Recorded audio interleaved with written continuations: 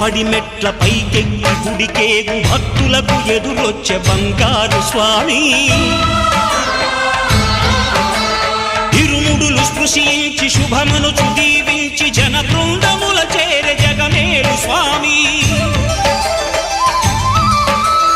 తన భక్తులనరిల్చు తప్పులకు తడబడి ఒక పక్క ఒరిగెన ఓంకారమూర్తి